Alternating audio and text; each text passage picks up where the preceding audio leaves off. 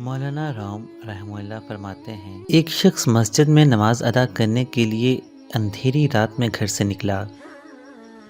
اندھیرے کی وجہ سے ٹھوکر لگی اور وہ منہ کے بل کیچڑ میں گر گیا۔ کیچڑ سے اٹھ کر وہ گھر واپس گیا اور لباس تبدیل کر کے دوبارہ مسجد کی طرف چل دیا۔ ابھی چند قدم ہی چلا تھا کہ دوبارہ ٹھوکر لگی اور وہ دوبارہ کیچڑ میں گر گیا۔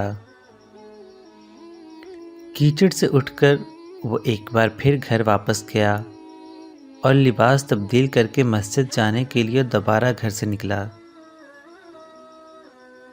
تو اپنے گھر کے دروازے پر اسے ایک شخص ملا جو اپنے ہاتھ میں ایک روشن چراغ تھامے ہوئے تھا۔ چراغ والا شخص چپ چاپ نمازی کے آگے آگے مسجد کی طرف چل دیا۔ اس بار چراغ کی روشنی میں نمازی کو مسجد تک پہنچنے میں کسی دشواری کا سامنا نہ کرنا پڑا اور وہ بخیریت مسجد تک پہنچ گیا۔ مسجد کے دروازے پر پہنچ کر چراغ والا شخص رک گیا۔ نمازی اسے وہیں چھوڑ کر مسجد میں داخل ہو گیا اور نماز ادا کرنے لگا۔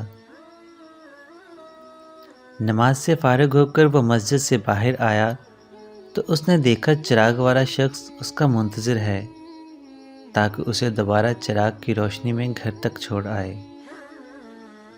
جب نمازی گھر پہنچ گیا تو نمازی نے اس اجنبی سے پوچھا، آپ کون ہیں؟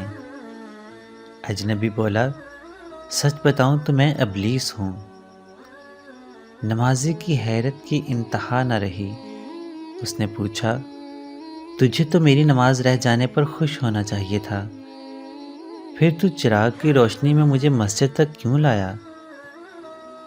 ابلیس نے جواب دیا، جب تجھے پہلی ٹھوکر لگی تو اللہ نے تیری عمر بھر کے گناہ معاف فرما دیے، اور جب تجھے دوسری ٹھوکر لگی تو تیرے سارے خاندان کو بخش دیا۔